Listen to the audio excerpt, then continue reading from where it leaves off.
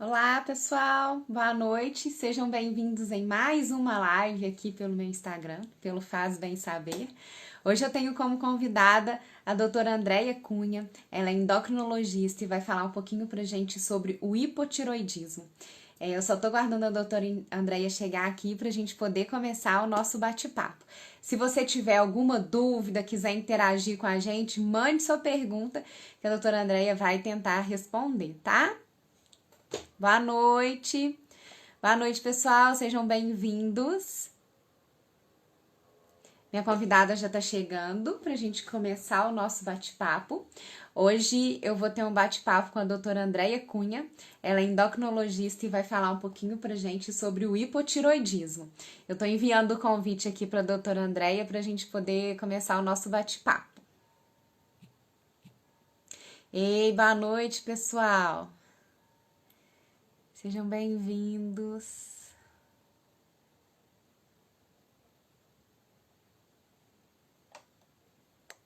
Só aguardando a doutora Andreia chegar.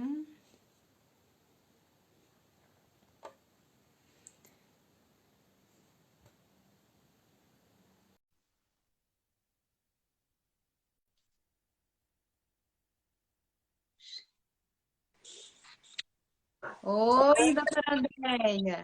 Oi, Shaira, tudo bem? Boa noite, eu tô bem, e você? Boa noite, tô bem também, graças a Deus. Friozinho, né? Friozinho gostoso para ficar em casa? É isso aí, né? Mas tá bom, né? Tá ótimo do jeito que tá. Doutora Andréia, que bom ter você aqui, né? Quanto tempo você ia lá no meu programa na época da TV e hoje ter você aqui no meu Instagram. Tô muito feliz por você estar aqui. Muito obrigada. Eu que agradeço o convite. É sempre bom a gente poder estar falando, né? E divulgando aí as coisas que a gente lida no dia a dia. Isso é muito importante. Com certeza. Doutora Andréia, vamos falar um pouquinho sobre o hipotiroidismo, que ainda tem muitas dúvidas, né? O que é o hipotiroidismo e tantos outros questionamentos. Então, para a gente começar um pouquinho o nosso bate-papo, explica um pouquinho para a gente o que é o hipotiroidismo. Então, né? Antes da gente falar do hipo, eu vou falar da tireoide, tudo bem? Então, tá. Então, a tireoide é uma glândula que a gente tem aqui na região do pescoço, na base do pescoço. Ela tem uma forma de borboleta e ela produz os hormônios da tireoide. E a importância aí dos hormônios da tireoide é porque eles controlam todo o nosso metabolismo. Eles agem em praticamente quase todas as células do corpo. Eu brinco que assim, é do fio de cabelo até o dedão do pé. Então, eles estão relacionados a várias atividades do corpo. Então, o mau funcionamento da tireoide pode ocasionar vários sintomas. No caso, o hipotireoidismo é quando essa glândula tireoide não está conseguindo produzir os hormônios da tireoide adequadamente, que são o T4 e o T3. E aí, com essa falta da produção, a quantidade do hormônio ela fica insuficiente e o paciente começa a ter vários sintomas pela falta dos hormônios da tireoide. E aí os sintomas vão do fio de cabelo até o dedão do pé. Então, como ele é um hormônio da... Pode falar. Você ia Não, eu ia perguntar. te falar isso, né? Como ele atinge o corpo inteiro, quais são os sintomas? Então, e aí, como ele é um hormônio do metabolismo, na falta deles, né, porque é mais de um, o corpo fica todo desacelerado, fica lentificado. Então, a pessoa fica mais cansada, fica com mais preguiça, fica sonolenta, queda de cabelo, a unha fica quebradiça, a pele fica ressecada, a pessoa pode ter um ganho de peso muito por um inchaço. Além disso, os batimentos do coração ficam mais lentos. A pessoa pode ter problema de memória, ficar com o raciocínio mais lento. Pode afetar muito o humor, a pessoa ficar mais deprimida. O intestino prende, pode ter constipação intestinal. Então, você vê outro sintoma que é muito importante em mulheres, Um hipotireoidismo, ele pode causar infertilidade, pode alterar o ciclo menstrual, pode complicar uma gestação, levando a abortamentos. O hipotireoidismo não tratado aumenta o risco cardíaco da pessoa, aumenta o colesterol. Podia ficar aqui a noite toda falando. Nossa, então é muita coisa, né, doutora Andréia? É É, exatamente o que você falou, do fio do cabelo até a unha do dedinho do pé. exatamente. E uma coisa interessante, porque às vezes algumas pessoas que estão nos assistindo aí podem pensar, gente, mas eu tenho um monte disso, né? E, na verdade, esses sintomas, eles são comuns a outros problemas também, não só aos problemas da tireoide. Por isso é fundamental para a gente ter certeza que é da tireoide, fazer os exames da tireoide, porque a gente só vai saber se é da tireoide se o exame estiver alterado. Então, vamos colocar uma pessoa que não sabe ter problema da tireoide, está sentindo tudo isso, aí o ideal é que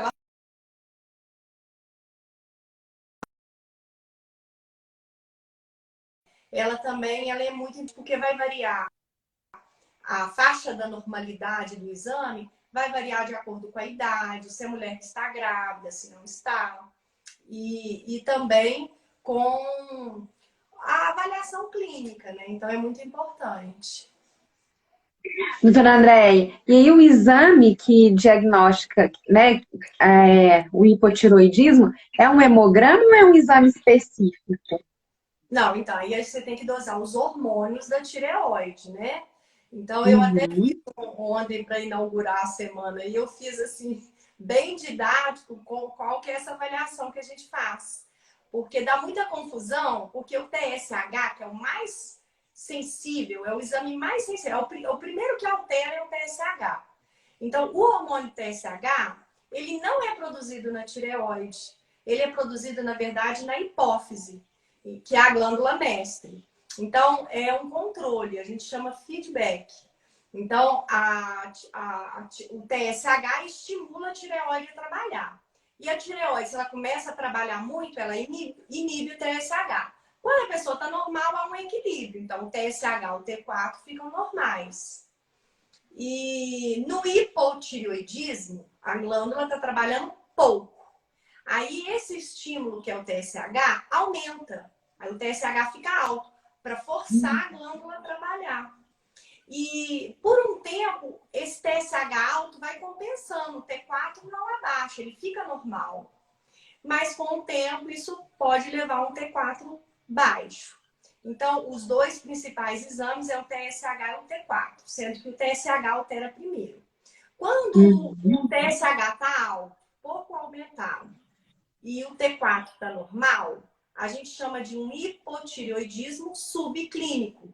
Por quê? Porque não chegou a dar todos os sintomas, não é um hipotireoidismo total. A glândula está conseguindo ali, está compensando. Mas, quando essa compensação, né, chega no limite ali da produção do hormônio pela glândula, o T4 também cai. Então, um TSH alto com um T4 baixo, aí configura o hipotireoidismo que a gente chama franco, que esse realmente não tem dúvida, tem que tratar. Um hipotireoidismo subclínico, nem sempre a gente tem que tratar. A gente deve repetir o exame, acompanhar. Nesse caso, é importante dosar os anticorpos da tireoide. O mais comum é o antitireoperoxidase, que a gente chama de anti-TPO, para analisar essa necessidade de tratamento e avaliar de acordo com a faixa de idade também. Por exemplo, na Uhum. gestante, a gente tem uma tendência de tratar, porque a gestação ela requer uma produção maior desse hormônio da tireoide, porque o feto ele não consegue produzir nada desse hormônio até 3 meses. Dos 3 aos 5 meses, mais ou menos, ele produz, mas produz pouco. Então, por 5 meses, o feto vai usar o hormônio da tireoide da mãe. Então, a nossa demanda na gestação fica aumentada. Então, a gente trata, às vezes, alterações discretas na gestação por conta disso. E o hormônio da Uhum. tireoide, ele é muito importante para a formação do sistema nervoso central dos bebês. Então, toda gestante que toma remédio de tireoide, a gente sempre alerta, não porque a pessoa engravida abandona os remédios, porque remédio pode fazer mal para neném, né? Mas a Pro gente, bebê. mas a gente orienta que quando a paciente já tem o hipotireoidismo, às vezes ela tem até que aumentar a dosagem, entendeu? Uhum. E hoje em dia, assim, praticamente é um protocolo. Como a gestação é um momento da vida que tem mais chance de ter alterações na tireoide, de se dosar o TSH e o T4, geralmente no início da gestação, Uhum. entendeu? Teve uma pergunta aqui, doutora Andréia, se o medicamento é para a vida inteira. Então, a partir do diagnóstico, a pessoa que tem hipotiroidismo, ela precisa tomar o medicamento a vida inteira? Quando for um hipotireoidismo franco, aquele que o TSH está alto e o T4 está baixo, geralmente realmente é para a vida toda, tá? Agora, se for um hipotireoidismo subclínico, que você precisou, por exemplo, tratar numa gestação só, talvez depois você pode suspender. Fato é que o importante é o acompanhamento das pessoas, entendeu? Com essa dosagem. Uhum. Uma coisa que nos leva a pensar em suspender, quando uma dose pequena está sendo muita para o paciente. Então, às vezes, nessa situação, a gente suspende. E quem tem o hipotiroidismo, doutora Andréia, vai ter ele o resto da vida ou tem cura? Não, o hipotiroidismo, ele é o que eu expliquei para você. Se ele for leve, ou, por exemplo, tem algumas medicações que podem provocar. Pode ser que seja transitório, né? Mas a Uhum. maioria deles é para o resto da vida, sim. A cura não existe, mas existe o tratamento. Então, por exemplo, aquela lista enorme de sintomas, se o paciente está tratando e o TSH e o T4 estão ok, não tem por que a pessoa estar sentindo aquilo devido à tireoide, entendeu? Então, a gente tem Uhum. que buscar outras causas. Então, por exemplo, chega lá no meu consultório uma paciente cheia de sintomas, já tomando o remédio da tireoide. Eu não posso nem falar agora, mas realmente pode ser da tireoide, mas eu só bato o martelo na hora que eu olho o exame. Nós, endocrinologistas, nós somos dependentes das dosagens hormonais, principalmente no caso da tireoide. Uhum. Teve uma pergunta aqui, doutora Andréia, da Patrícia, se o ginecologista sempre acompanha esses hormônios ou é interessante procurar um endocrinologista mesmo para esse acompanhamento? Não, normalmente os ginecologistas, eles dosam, se o paciente não tem um vínculo com o endócrino, não tem nenhum problema endocrinológico e está indo só no ginecologista, o ginecologista geralmente ele pede no check-up dele anual o hormônio da tireoide. E é comum deles encaminharem para gente, entendeu? E Uhum. em alguma situação que às vezes vai demorar a consulta, eles também podem optar por iniciar o tratamento se eles julgarem que não dá para esperar, porque às vezes na gestação a gente não deve ficar esperando, entendeu?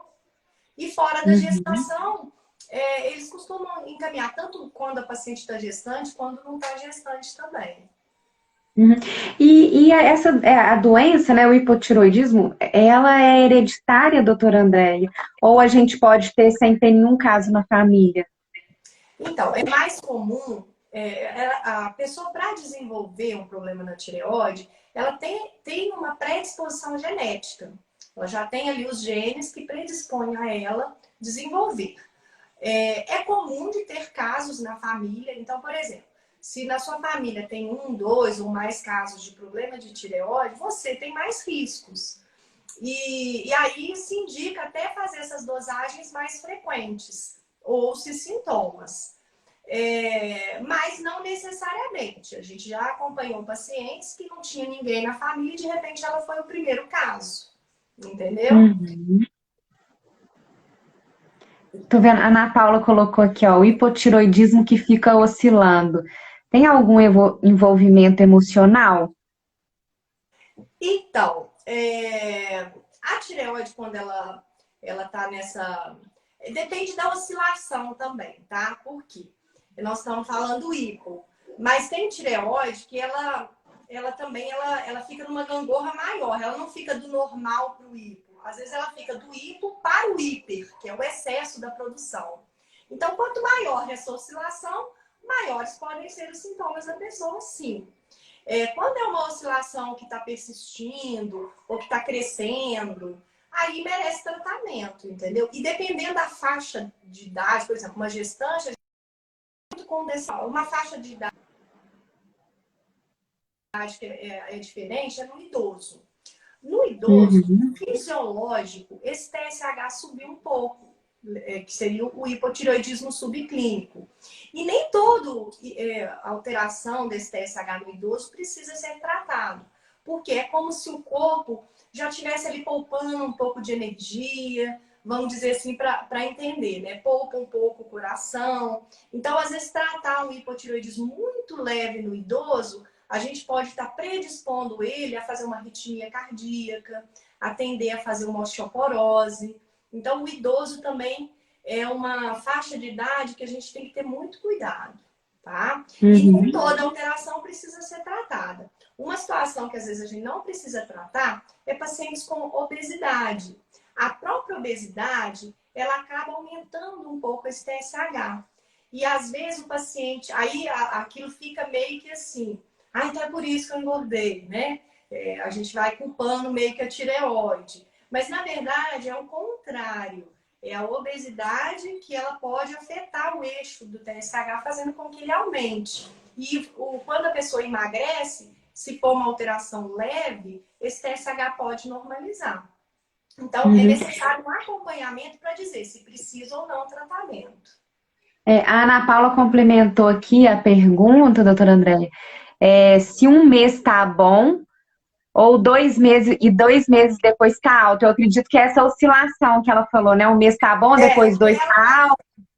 O dela deve estar indo normal para o hipotireoidismo. Então, nessa situação, é muito importante dosar os anticorpos da tireoide, que é o anti-TPO principalmente. Porque aí, se esse anti-TPO for muito alto, deixa eu explicar o que é esse anti-TPO que eu fico falando, né? Tá. A principal causa do hipotireoidismo é uma inflamação crônica na tireoide, que a gente chama de tireoidite de Hashimoto. Essa tireoidite de Hashimoto, ela cursa com esse anti-TPO alto, que pode estar pouco alto ou muito alto. Tem pacientes que têm ele muito alto.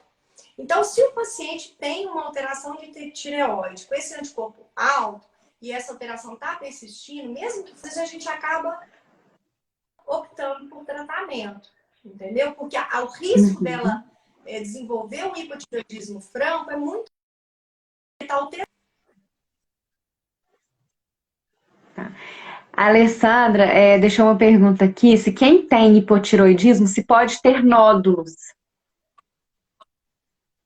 O hipotireoidismo, principalmente o hipotireoidismo franco, no início, às vezes a pessoa tem um discreto bócio. O bócio é um aumento da tireoide, não necessariamente com nódulos.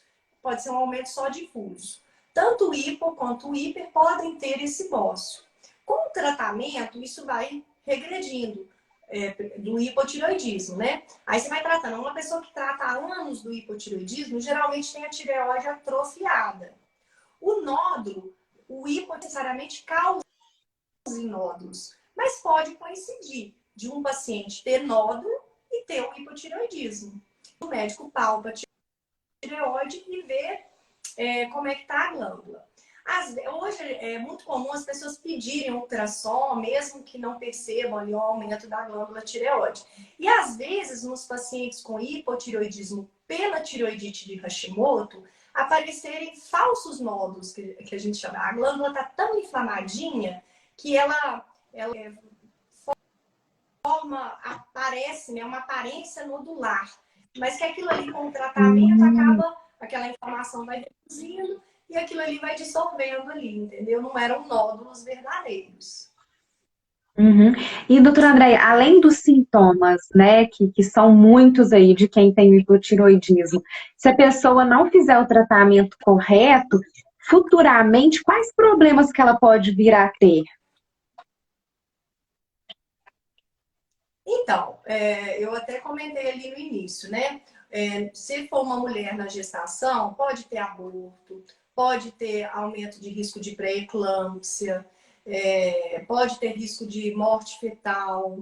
Então, assim, é muito grave. Na gestação é uma situação muito grave. Se for uma criança que desenvolve, nós não comentamos, mas o hipotiroidismo, uma outra causa, sem ser a tiroidite de Hashimoto, é o hipotireoidismo congênito. Ou seja, já nasce com problema na tireoide. É tão sério o hipotireoidismo congênito que ele consta na lista dos exames que são dosados ali no teste do pezinho. Porque ele tem que ser um diagnóstico bem rápido e o tratamento ele tem que ser nas 3 primeiras semanas de vida. Porque se não iniciar esse tratamento dentro das 3 primeiras semanas de vida, o paciente ele tem um retardo neurológico de desenvolvimento. Então, é fundamental o teste do pezinho e diagnosticar isso. Mas vamos supor, a criança teve um teste do pezinho normal, não teve problema da tireoide, mas ali com 5 anos, pode ser que ela desenvolva. E às vezes, na infância, uma coisa que chama a atenção é um déficit do crescimento. A criança começa a crescer menos. Isso tem que chamar a atenção e o exame da tireoide tem que ser dosado. Na fase da mulher, além das questões do parto, tem questão da infertilidade. E mais lá para frente, uma consequência é aumentar o risco cardiovascular das pessoas. Por quê? Porque isso aumenta o colesterol, isso acaba entupindo as artérias do coração e aumenta o risco. Trabalhos mostrando que o hipotireoidismo aumenta o risco cardíaco da pessoa. Além disso, a gente hoje não vê mais isso, tá? Mas antigamente, que não tinha essa dosagem de hormônio, as pessoas viviam anos e anos e anos com hipotireoidismo sem diagnosticar.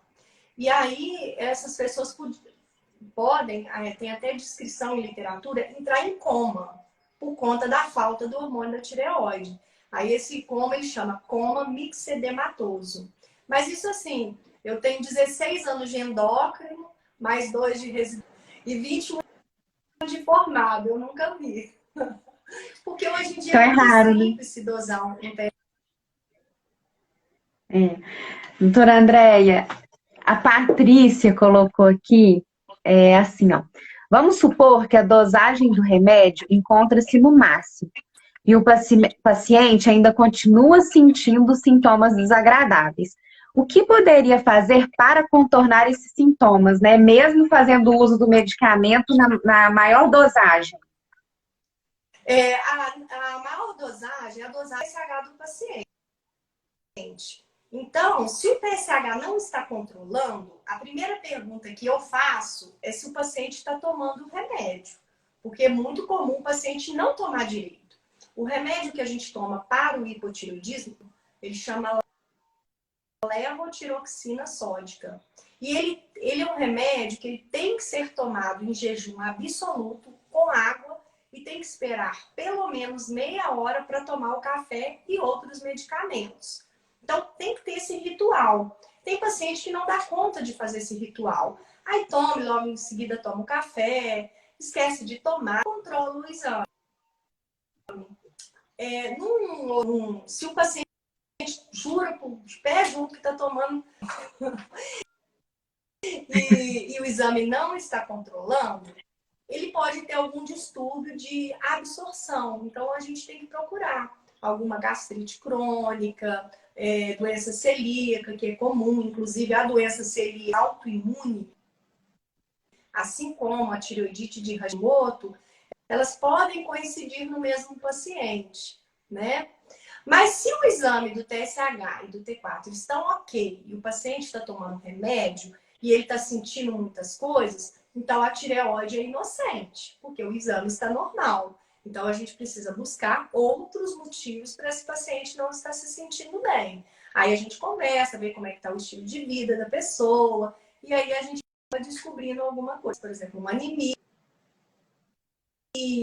né, que pode às vezes mascarar. Inclusive no hipotireoidismo pode se dar também anemia. Se eu falar que a gente sempre lembra de alguma coisa que o hipotireoidismo pode uma coisa vai complementando a outra, né, doutora André? Uma acaba puxando a outra. Eu tenho um paciente seu aqui em casa, né, que tem o hipotireoidismo, meu marido, e aí ele faz tratamento, a gente está junto há 12 anos, ele descobriu logo depois, então há mais de 10 anos, né, ele faz tratamento. Mas ele descobriu tardiamente, vamos dizer assim, né, porque a gente pode dizer que a pessoa tem o hipotiroidismo há muito tempo e descobre tardiamente, ou geralmente os diagnósticos são cedo? Porque eu tenho as sobrinhas também que elas têm desde criança. É. Então, na verdade, o que que acontece? O hipotiroidismo, ele se desenvolve com o passar dos anos mesmo. Então, ele começa devagar, mais leve, e ele pode ir piorando, né? Então, se o paciente não fazia exame, é comum, porque nós endocrinologistas, um teste em rotina pra gente. Então, por exemplo, eu já tive no meu consultório exames de rotina, sem o paciente me queixar nada, com TSH, o normal é geralmente até 5, o TSH tá 100. Aí eu olho e digo, você não tá sentindo nada? Não, não tô sentindo nada. Então, é um paciente que desenvolveu mais rápido, que não sentiu nada e que deu sorte que a gente pediu um exame. O tardiamente, a gente precisa avaliar o que afetou, qual que eram os sintomas que ele teve lá no início, entendeu? Porque se ele não tinha sintoma nenhum, não foi tardiamente, entendeu? Agora, as sobrinhas, uma delas eu lembro, porque como tinha histórico na família, eu sempre oriento. Se for fazer exame, pede sempre para incluir um TSH, porque o risco é mais alto, entendeu? Então, Uhum. nesses exames de cheque, vocês acabam pegando um TSH um pouco aumentado, entendeu? Uma A delas minha foi sobrinha. assim que eu lembro. Então, a Alessandra tá até falando aqui que a Lavínia, que é a mais velha, faz tratamento desde 6 anos. E aí, o pai delas, todo dia de manhã, vai lá, coloca o comprimidinho na boca, elas dormindo para não correr o risco de esquecer. Isso é desde 6 anos, muito criança, né? E o dela foi assim. O dela foi assim. Foi logo que eu cheguei, vamos dosar. E aí, dosou, deu um pouco alterado. Então, é importante realmente acompanhar. Eu abri uma caixinha de pergunta e teve algumas perguntas também na minha caixinha. Então, uma das pessoas perguntou assim, por que tem pele seca? Existem alguns motivos de seca no hipotireoidismo. Um deles é que, como fica tudo mais lentificado, diminui ali a evaporação ali. Então, a pele fica mais ressecada. Além disso, pode ter, às vezes, até diminuição da pele quando um hipotireoidismo mais franco. Então, a pele fica mais ressecada por isso mesmo, né? Outra coisa que me perguntaram é que se a levotiroxina, que é o tratamento do hipotireoidismo, se pode reduzir nódulos. Este tratamento para nódulos, tá? Então, tratamento medicamentoso. Quando um nódulo precisa de um tratamento, geralmente a gente encaminha para uma cirurgia, na maioria dos casos. Mas, se a pessoa tem um hipotireoidismo, ela precisa tomar a levotiroxina. Mas se a pessoa tem nódulo, mas não tem o hipotireoidismo, não adianta tomar a levotiroxina. E alguém que perguntou se pode dar dores, eu não comentei no início, mas ela pode dar muitas dores musculares e articulares. Um pouco uma enzima muscular que chama CPK, causa uma lesão muscular com dor muscular. Isso Uhum. sempre com o hipotiroidismo não controlado, não em tratamento. E muita pergunta com relação à alimentação e tireoide. Você teve alguma pergunta de alimentação e tireoide?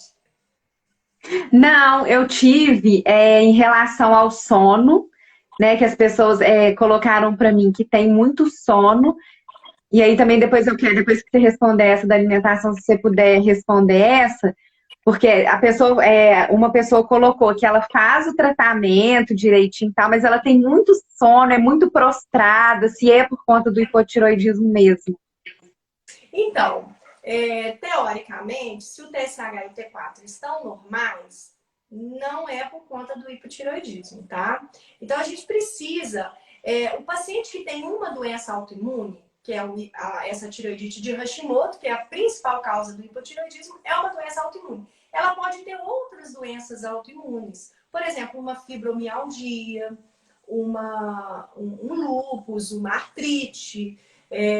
Além disso, pode ter doença celíaca que eu comentei. Então, a gente tem que investigar se essa pessoa não tem algum outro problema que está ocasionando isso. E também o estilo de vida da pessoa. Às vezes a pessoa tem um estilo de vida muito ruim, não faz uma atividade física, às vezes uma depressão também associada. Então, precisa ser tratado, precisa ser avaliado. A gente não pode culpar sempre a tireoide e achar que pronto, acabou. Exame normal, a paciente não é para estar sentindo nada. Se está sentindo, tem que investigar. E quando você tá.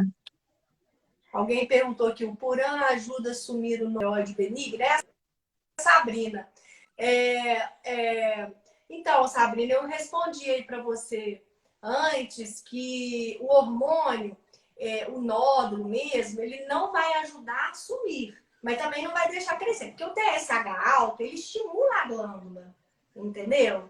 Então, a gente tem que tratar. Se a pessoa tem um hipotireoidismo e tem um nódulo, tem que tomar levotiroxina. Mas se a pessoa não tivesse o hipotireoidismo, só tivesse o nódulo, não adianta dar a levotiroxina, tá bom? Que é por outro motivo. Então, doutora Andréia, tem pessoas que têm hipotiroidismo que falam assim, eu durmo muito é culpa do hipotiroidismo, eu engordo fácil é culpa do hipotiroidismo, eu tô comendo muito é culpa do hipotiroidismo. Isso é tudo justificativa, né? Eu não falo nem que seja de uma forma consciente, entendeu? A pessoa tem um problema de saúde, é comum dela associar o que ela sente a esse problema.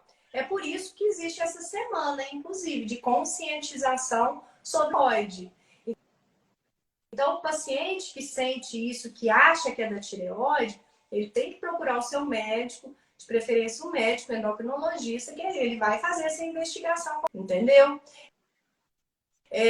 Mas, assim, eu não vou falar que a verdade, a grande verdade é que a tireoide ela é muito injustiçada nessa vida.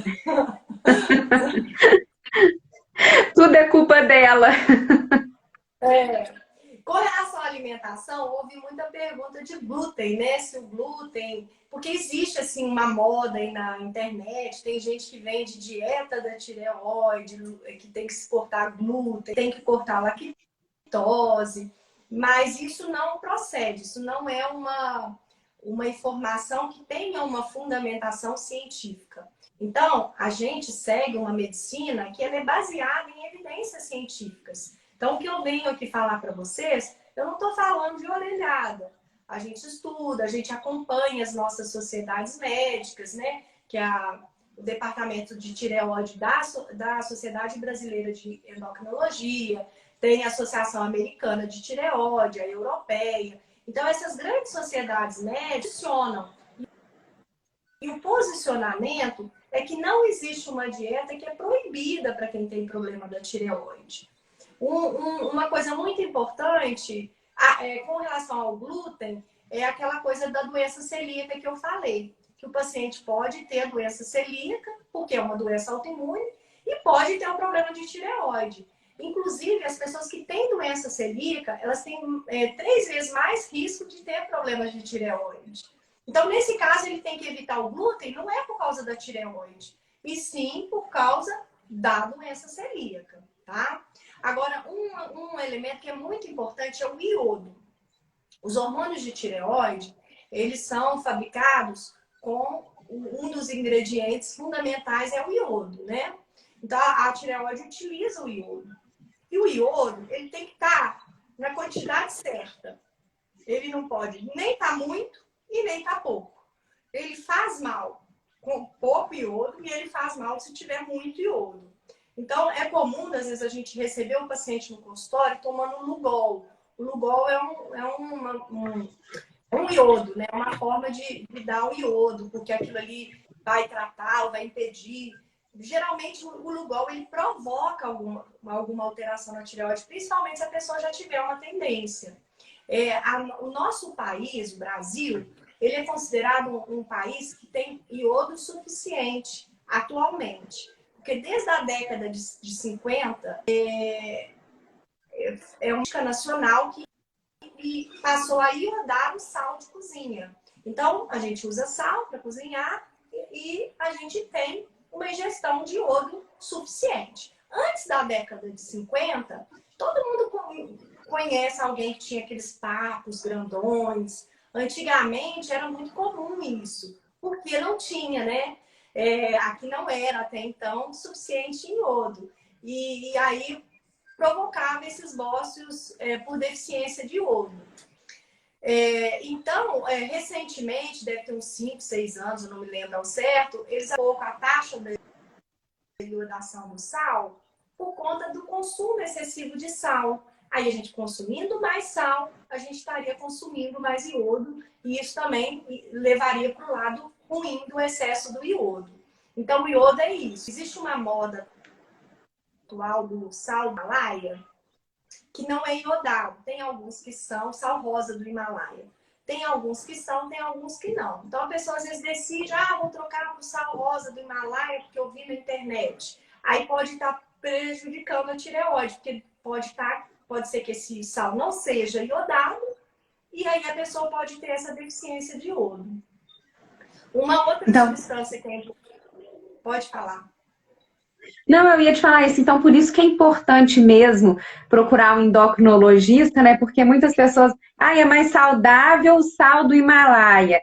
Mas aí, de repente, você está prejudicando outra coisa, né, doutora André? Exatamente. A gente tem que ter muito cuidado hoje em dia, que eu falo que a internet, Shaira, é ótima. Tem muita informação boa, a gente tem muito profissional bom. Inclusive, um dos motivos que eu decidi, assim, iniciar uma jornada no digital foi essa confusão de informações, entendeu? Tem blog para tudo, tem, como que fala, gente, blogueira para tudo, que ensina um monte de coisa. A pessoa é especialista naquilo e a pessoa põe PhD e às vezes nem é tudo aquilo, entendeu? E fica muito confuso e isso confunde a cabeça das pessoas, porque ela tá olhando ali, a pessoa parece tão correta, né? Mas não é, entendeu? Então a gente tem que ter assim a fonte, da onde você está tirando essas informações. Nós aqui em São João del Rei temos, né, nós 5 endócrinos aqui, né? 6, né, endócrinos aqui no total. A gente tem uma formação, a gente estudou para isso. Qualquer uma de nós que o paciente procura vai ser bem olhado, vai ser bem tratado, entendeu? Então não deixe de procurar. Não fica seguindo modinha de internet, que isso é muito, muito perigoso, né? Importantíssimo você fazer esse alerta, doutora Andréia. E aí, são em todas as áreas, né? Esse modismo da internet. E como a gente está com muito acesso, como você disse, a gente começa a ficar doido, tipo assim, eu não sei mais o que eu acredito, né? Então é muito importante falar disso.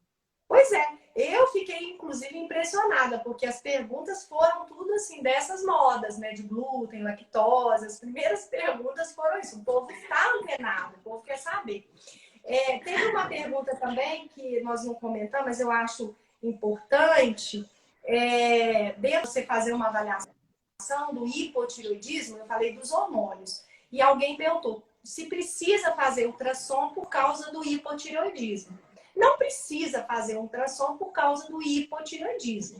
A gente normalmente pede ultrassom se a gente está suspeitando que a glândula está crescida ou se tem. Mas hoje em dia é muito comum as pessoas fazerem um ultrassom por um engasgo, por qualquer coisa. Então, é comum chegar para o paciente, às vezes o paciente tem um nódulo lá de meio centímetro e vem para fazer uma avaliação. Aí a gente dosa o hormônio, está normal, passou batido. Aquilo ali não vai trazer nenhum problema para o paciente, entendeu?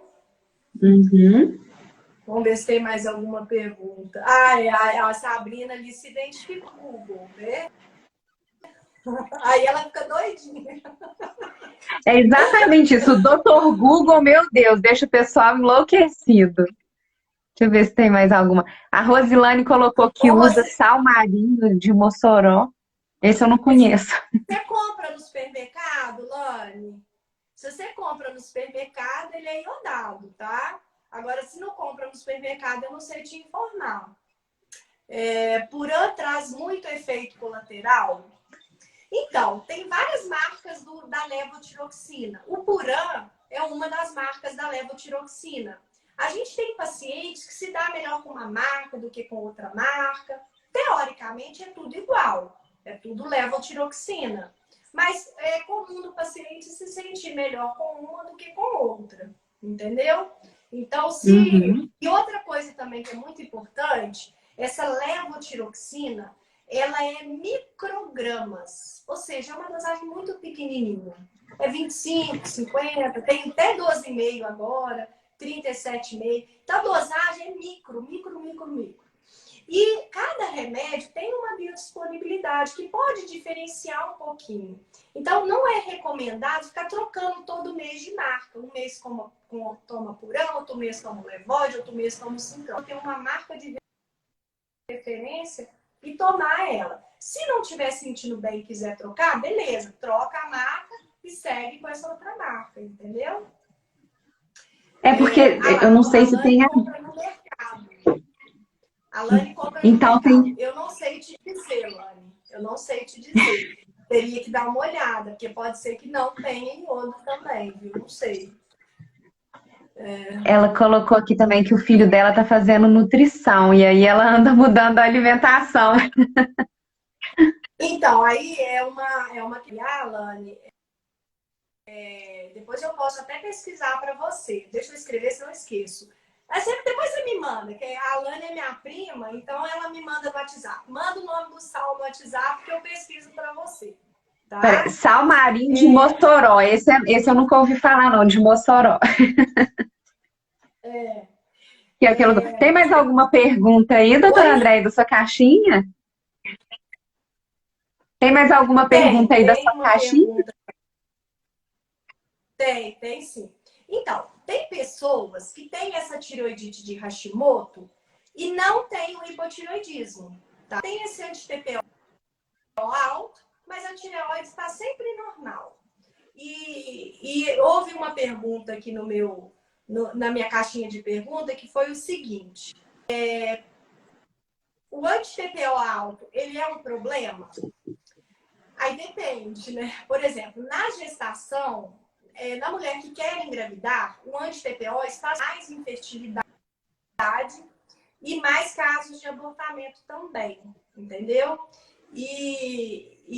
Mas não, a gente não tem um tratamento para o anti-TPO. Não existe um remédio que eu dou que vai melhorar a tireoidite. Né? Positivo. Ele com certeza ele vai ter hipotireoidismo? Não. Às vezes o paciente passa a vida toda e não desenvolve hipotireoidismo. Existe uma taxa de desenvolvimento de hipotireoidismo em quem tem o anti-TPO alto, que é de 3 a 5% ao ano. Ou seja, não é uma taxa também muito alta. E o que se recomenda, esse anti-TPO é uma inflamação, é uma doença autoimune. Então, a gente tem que... A questão genética não tem como a gente mudar. Existem questões ambientais que algumas são bem esclarecidas, como o iodo, por exemplo. Né? Uma pessoa que já tem uma predisposição, se ela faltar o iodo, sobrar o iodo, ela pode desenvolver mais rápido um hipotireoidismo. Mas existem umas questões que são meio obscuras. Por exemplo, existem diferentes, mas eu vou falar aqui. Chama disruptores endócrinos. São substâncias que a gente tem contato diariamente que tem algum efeito na tireoide. Um deles é plástico. Então, o plástico, ele libera o bisfenol A, entre outro bisfenol, mas o A é o mais estudado, e ele pode ter algum efeito ali na tireoide, nos hormônios da tireoide, inclusive carcinogênese. Então, são substâncias que são, além de serem disruptores endócrinos, elas também podem predispor a alguns tipos de cânceres. Então, a gente tem que evitar tóxicos, em geral. Então, um tóxico que é bom evitar é o plástico, principalmente para esquentar e para esfriar. Então, o ideal é assim, pôr um potinho de vidro para esquentar, para pôr na geladeira, para congelar. Além disso, alguns agrotóxicos. Então, sempre que possível, preferir ali a agricultura mais familiar, orgânica, né? Então, isso é algumas... Uhum. E ter uma alimentação equilibrada, sem vícios alimentares, uma coisa. Procurar ter uma alimentação mais saudável. Fazer exercício físico também, porque exercício melhora a inflamação, né? O estresse também, ele é um gatilho para problema da tireoide. Então é comum a gente ouvir assim, eu desenvolvi a tireoide depois que eu separei, ou depois que alguém morreu. E, na verdade, não é que aquilo provocou, mas às vezes o estresse é um gatilho para desenvolver. A pessoa já tem aquela tendência genética, já está tudo prontinho ali, chega o estresse e deflagra. Então, fazer um controle de estresse também é bom. Isso, eu falo assim, ter uma vida saudável beneficia todos os órgãos do corpo, inclusive a tireoide. Com Entendeu? certeza. Doutora Andréia, a gente recebeu aqui do Bastos, perguntando, uma vez que descobre o hipo, nunca mais para de tomar o Puran. É aquela questão que você falou lá no começo, né? Se dos índices, né? Se ele é transitório ou não. É. Geralmente, quando é um hipotireoidismo franco, ele é definitivo para o resto da vida. Uma outra causa de hipotireoidismo é quando a pessoa tira a tireoide por uma cirurgia, por nódulo, por câncer. Nesse caso, tirou a tireoide, vai tomar também pro resto da vida, porque não tem mais tireoide, né? Uhum. Tem aqui também a Érica, ó. Criança com triglicérides alto, anêmico e TSH um pouco alterado, assim como o T4. Se pode ser o hipotiroidismo. Criança é o que não merece. Então, tem que avaliar. A Érica, eu fiquei até de fazer uma avaliação do filho dela, porque esse Uhum. TSH tem que ser acompanhado. Se ele não tiver alterando muito, TPO, aí às vezes não precisa de tratar. Avaliar se tem um quadro de obesidade, que às vezes pode acontecer. Então, assim como no idoso, sempre precisa tratar. A gente precisa avaliar a clínica, a função dos exames. Sempre a gente repete o exame. E é bom esperar um tempinho, Uhum. entendeu? Para ver essa evolução. Porque às vezes você repetir na mesma semana não vai dar muita diferença. Uhum. A Patrícia coloca aqui, hipo ou hiper? Qual é menos pior? Os sintomas são O hiper, semelhantes? E se você tiver um paciente hiper, poderia deixá-lo ele com hipo?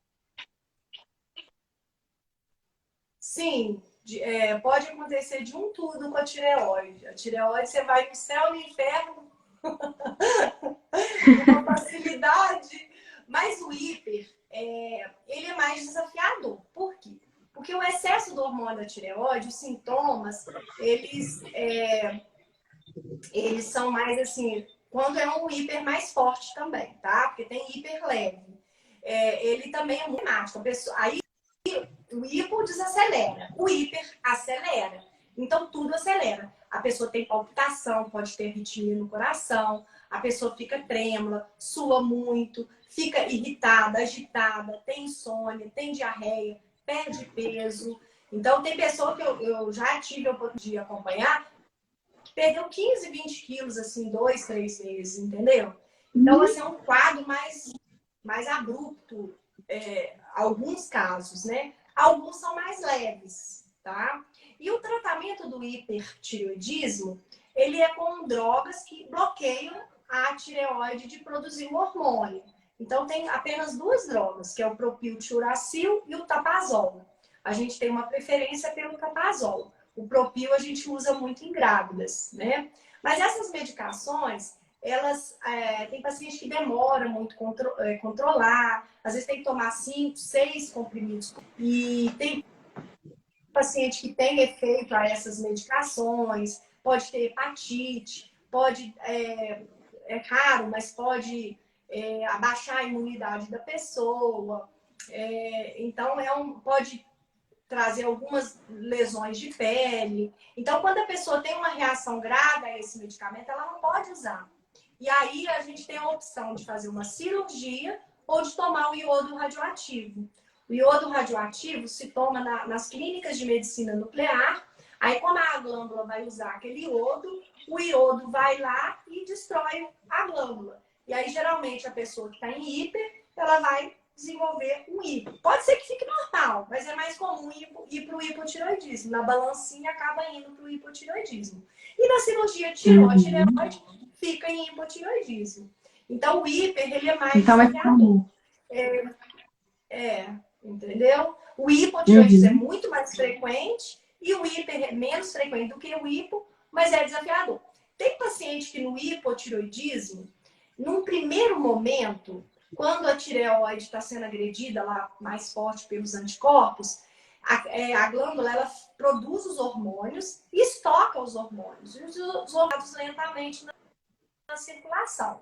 Quando tem uma inflamação muito aguda na tireoide, esses hormônios são lançados de uma vez de uma hora para outra. Então, dá um hipertireoidismo. Mas não é que a glândula está trabalhando muito, é que teve essa que levou a liberação desses hormônios. E às vezes é um hiper leve, a gente acompanha porque esse hiper pode ir para o hipo. Aí a gente chama esse hiper de rachitoxicose. E então o hiper a gente tem que avaliar, a gente tem que sacar qual que é a questão ali do paciente. Então o endócrino é sempre muito importante. Inclusive pacientes que tiveram COVID, principalmente as formas graves de COVID, tem sido relatado na literatura casos de tireoidite pós-COVID. Olha. Entendeu? Então Mais é uma importante sequela, né? tá?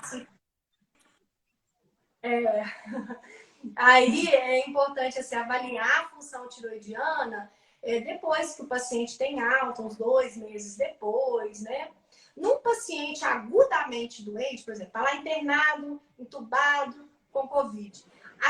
O exame da tireoide é super complicado de avaliar, porque em doenças agudas tudo altera. Altera TSH, altera T4, e às vezes não é um bom momento para fazer essa avaliação, tá? Mas depois que o paciente tem alta, uns 2 meses depois, se o paciente tem sentido alguns sintomas tão persistentes, dentro da avaliação que é feita, é sempre importante dosar um TSH. Tá? Doutora Andréia, você tem mais alguma pergunta da sua caixinha? Ou respondeu todas? Perguntaram aqui agora ali, ó, uma noite mal dormida pode alterar a tireoide? Ela não altera de uma forma definitiva, mas vários hormônios alteram uma noite mal dormida. Então, e geralmente o nível do estresse ele fica mais aumentado, o cortisol fica aumentado. Então, bem para a tireoide, eu tenho certeza que não faz, mas não tem uma relação causal direta, entendeu? Deixa eu ver aqui no meu papelzinho que eu fui notando. Alessandra. Aí as perguntas você olha, né? A Darlene falou aí, vários pacientes, né? Muito obrigada. Eu fiz o convite, né, para o pessoal aproveitar, né, tirar as dúvidas. Porque às vezes Com na certeza. hora da consulta não dá tempo de perguntar tudo, né? Deixa eu só ver aqui na listinha. Uma última, né? Essa acho que nós já falamos, né? Alguém perguntou assim, a tireoide engorda? Mito ou verdade? Então, quando o hipotireoidismo ele é franco, ou seja, esse TSH está muito alto, a pessoa não pode ganhar um pouco de peso. Mas esse ganho de peso, ele é muito mais por inchaço do que gordura. E é um inchaço assim mais no rosto, tem um edema na pálpebra. Então, é uma face típica do hipotireoidismo. E geralmente não é um ganho de 15, 20, 30 quilos. É um ganho de até no máximo 6 quilos. E com o tratamento ele reduz. Entendeu? Então todo mundo que tem esse hipotireoidismo franco começa a tratar, dá uma melhorada. Mas não Por isso que é importante também. Está tratando. Tá dando um delay, doutora Andréia. Sua voz tá demorando pra chegar aqui pra mim. Não, mas então é por isso que é importante a pessoa fazer o tratamento da maneira correta, né? Para ter melhor qualidade de vida, essa questão do peso. Sim, sim. Então, como a obesidade pode aumentar um pouquinho esse TSH, é importante a gente explicar isso para o paciente, que se emagrecer muitas vezes, isso não vai precisar nem de um tratamento. Isso acaba normalizando por conta própria. Entendeu? Uhum. Bem, as Doutora... perguntas que chegaram para mim, acho que nós respondemos todas. Agora é por tua conta. Tá. Tá, doutora Andréia, em relação à semana aí, né, nós estamos iniciando aí a semana do hipotiroidismo, né, tem alguma programação que as pessoas podem acompanhar? Como que tá a semana, né, porque as coisas têm acontecido Site, mais online. sim, né, os endócrinos em geral têm feito, né, tem o site da SBEM Nacional, que eles têm muita informação. Tem o site do Departamento da Tireoide, da SBEM, que é a Sociedade Brasileira de Endocrinologia, que chama tireoide.org.br. E tem muita informação boa, de qualidade. E no site da SBEM também, que é endocrino.org.br. E eu não sei se eu dou um spoiler aí, eu acho que não vou dar um spoiler. Mas... eu acho que deveria.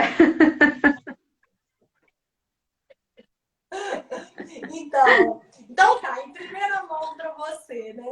Eba! Em comemoração à Semana da Tireoide, eu fiz um convite às minhas grandes amigas endocrinologistas daqui de São João, a Alice, a Ana Paula, a Isabela, e a gente vai fazer uma live assim para fazer um bate-papo e tentar falar o máximo possível aí. E acho que vai ser bem legal. Vai ser ótimo. E aí, doutora Andréia, eu acredito que vocês vão divulgar no perfil de vocês, né? Compartilha comigo a divulgação para eu compartilhar aqui também para o pessoal acompanhar. Aí é bom que o paciente pode tirar todas as dúvidas que tá às 4 lá. Maravilha! E 4... É bom também que a gente aprende muito. Tem muita informação da tireoide que eu fui, inclusive, saber que estavam falando para me ler para essa semana, entendeu? Eu ainda abri a caixinha de perguntas na segunda-feira e algumas perguntas eu disse, mas nem estava sabendo o que estava acontecendo.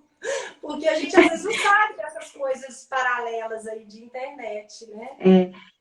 Não, e uma live com 4 profissionais tão competentes como vocês 4, né? Mandar um beijo para elas também. Vai ser fantástico. Eu quero divulgar aqui para o pessoal acompanhar. Eu quis fazer exatamente para... Primeiro que a gente assim, é muita amiga, antes da pandemia a gente fazia um grupo de estudos e agora com a pandemia acaba que a gente, né, paralisa um pouco as nossas atividades. Mas é bom também que a gente se revê ali. Eu falo que live tem vários lados bons. Com certeza. Acho que vai ser ótimo. Você me envia para eu compartilhar. Doutora Andréia, eu falo que o tempo aqui na live passa tão rápido que a gente nem se dá conta. Já passou 1 hora, você acredita? Eu queria te agradecer muito, viu, pelo convite, a oportunidade de a gente estar falando aqui. Lembro a primeira vez que eu fui lá na TV Campos de Minas, a primeira vez sua também. E aí a gente ficou lá inaugurada lá. Eu lembro muito de você. E agradecer a todo mundo que pôde acompanhar a live, que, né, mandou perguntas, os pacientes aí muito queridas, colegas, parentes, né? Muito obrigada, né? Eu que agradeço, doutora Andréia. As pessoas tiram esse...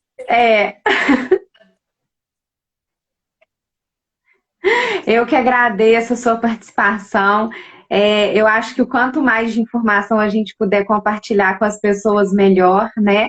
Apesar das pessoas terem muito acesso à informação, é importante a gente compartilhar uma informação de qualidade, com um profissional competente, preocupado com realmente, né? E realmente passar a informação da maneira correta. Então, eu agradeço muito você estar aqui comigo, né? Ter tirado um tempinho aí do seu dia para a gente fazer essa live. Lembro muito das vezes que você participou comigo na TV. Tem alguns CDs aqui também. Qualquer hora eu vou pegar para relembrar e eu te envio. E feliz por você estar aqui comigo agora no meu Instagram. Deixo aqui aberto à sua disposição, né? Tem a Semana do Diabetes também, que você faz um trabalho maravilhoso. Então, quando você quiser, me chama aqui que a gente vai falar de novo. Tá, joia. Eu agradeço, tá? Muito obrigada a todos que participaram, muito obrigada. Tá todo mundo aqui, doutora Andréia, minha médica querida, adoro a doutora Andréia, tá todo mundo super te elogiando aí. Realmente, a doutora Andréia é muito simpática, tá agradecendo, parabenizando pelas informações. Então, doutora Andréia, mais uma vez, muito obrigada. A todos que participaram daqui com a live, né, da live com a gente, muito obrigada. Se você chegou agora e não conseguiu acompanhar a live toda, ela vai ficar salva aqui no meu IGTV, então você pode assistir ela em qualquer momento, compartilhar com os amigos que também queiram saber sobre o assunto. Na semana que vem eu estou aqui de volta com mais um convidado especial, trazendo mais informação para vocês. Então tenham todos uma boa noite, doutora Andréia. Obrigada, boa noite e até a próxima. Tchauzinho, boa noite. Tchau. Beijo. Tchau. Beijo.